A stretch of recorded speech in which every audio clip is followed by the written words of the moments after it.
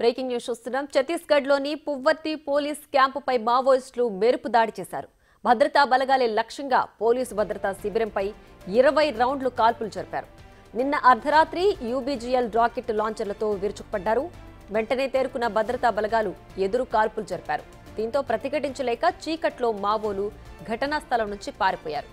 సుక్మా జిల్లా జాగురుగుండా police station పరిధిలోని పువ్వర్తిలో ఈ ఘటన చోటు చేసుకున్నట్లు పోలీసులు ధృవీకరించారు. ఎదురు కాల్పుల్లో భద్రతా బలగాలకు ఎటువంటి ప్రాణ నష్టం జరగలేదని వెల్లడించారు అధికారులు.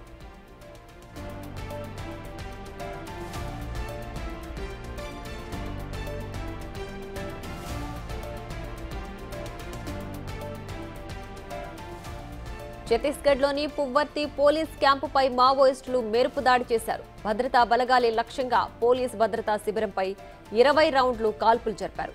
నిన్న అర్ధరాత్రి యూబీజీఎల్ రాకెట్ లాంచర్లతో విరుచుకుపడ్డారు. వెంటనే తేరుకున్న భద్రతా బలగాలు ఎదురు కాల్పులు జరిపారు. దీంతో ప్రతిఘటించలేక చీకట్లో మావోలు ఘటనా స్థలం నుంచి పారిపోయారు.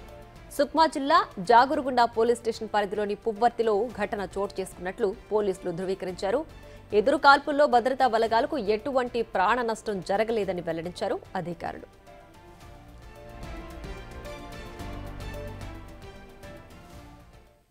అంటే మరింత సమాచారం మా ప్రతినిధి భాస్కర్ ఫోన్ లైన్ లో అందిస్తారు. భాస్కర్, చెప్పండి, పువ్వర్తిలో జరిగిన ఆ దాడికి సంబంధించి పూర్తి డీటెయిల్స్ ఏంటి?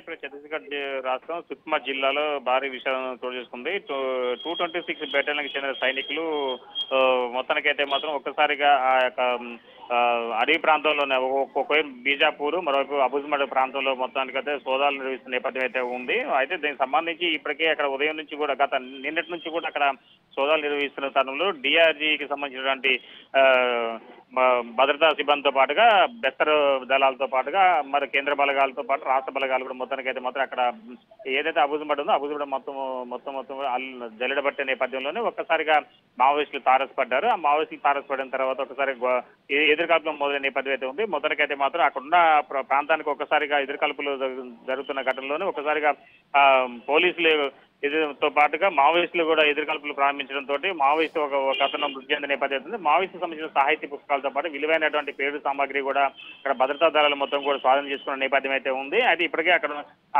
అంటే నిన్నటి నుంచి జరుగుతున్న ఎదురుకాల్పుల వల్ల మొత్తానికైతే మాత్రం పోలీసు సిబ్బంది కూడా భారీగా మోహరించినట్టు కూడా ఉంది. అది ఇప్పటికే గడిచినటువంటి జనవరి నుంచి ప్రజెంట్ వరకు చూసుకుంటే మాత్రం ఇప్పటికే 150 మంది వరకు కూడా నక్సలైట్లను మా భద్రతా సిబ్బంది మట్టుబెట్టిన నేపథ్యం అయితే ఉంది. తాజాగా గడిచిన వారం నుంచి చూసుకుంటే మాత్రం 10 మంది వరకు కూడా సుమారు నక్సలైట్లను మట్టుబెట్టిన నేపథ్యం వరుసపెట్టి మావోయిస్టులు డబ్బు మీద డబ్బు తగులుతున్న నేపథ్యంలోనే ఒకసారి అబుజ్మడ్ కీలకమైన ప్రాంతం. అక్కడ ప్రాంతంలో మొత్తానికైతే మాత్రం ఇటీవల ఆ సమీపంలో ఉన్నటువంటి ఇంద్రావతి నది కూడా ఒకసారిగా పొంగిపోతున్న నేపథ్యం అయితే ఉంది. ఫలితంగా చూసుకుంటే మాత్రం అక్కడ నుంచి మరోవైపు అంటే వాళ్ళు తల్లాసుకునేందుకు తెలంగాణ రాష్ట్రంలోకి ఆ జిల్లాలో ఉన్నటువంటి అడవులకు వాళ్ళు వలస వచ్చారు. మొత్తానికైతే మళ్ళీ తిరిగి ఛత్తీస్గఢ్ వెళ్తున్న నేపథ్యంలోనే అక్కడ ఇంద్రావతి నది కావచ్చు, సమీపంలో కొన్ని నదులు ఒకసారి ఉధృతంగా ప్రవహిస్తున్న తరంలో వాళ్ళు మరలా అడవిలోకి రావాల్సిన పరిస్థితి అయితే నెలకొంది తెలంగాణ భూభాగంలోకి. ఫలితంగా చూసుకుంటే మాత్రం ఇక్కడ ఉన్నటువంటి బెస్తర్ ఫైటర్స్, మరొక విధంగా డిఆర్జీ సిబ్బంది, మరి కేంద్ర సిబ్బంది మొత్తానికైతే మాత్రం అనువున అబుజ్మడ్ ప్రాంతంలో కావచ్చు, సుక్మా జిల్లా కావచ్చు, బెస్తర్ జిల్లాల మొత్తాన్ని కూడా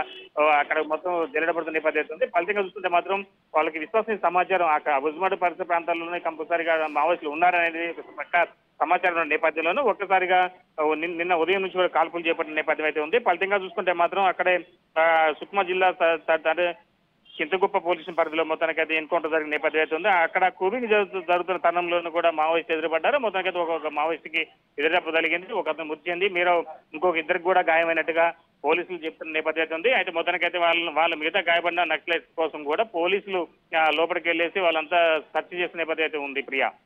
right Bhaskar, thanks for the updates.